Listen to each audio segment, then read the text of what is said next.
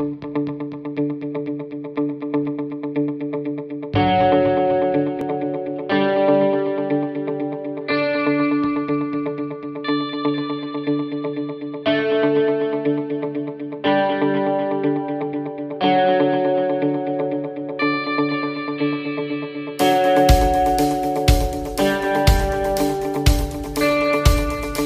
่นปันบุญครับ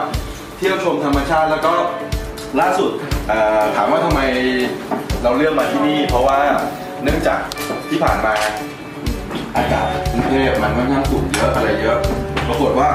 นั่งเล่นๆกันแล้วเราก็เช็คกรุงเทพตรงไหนนะที่มันโอโซนเยอะสุดๆดีสุดๆปรากฏว่าพอเซิร์ชไปเซิร์ชมาอ้าวเป็นที่บางกระเจ้าถ้าอย่างนั้นก็โอเคเดี๋ยวเรามาสูดอากาศที่มีโอโซนเยอะๆแล้วก็พาลูกค้าทุกท่านแล้วก็บัดดี้ของเราผมใช้คำว่าบัดดี้แล้วกัน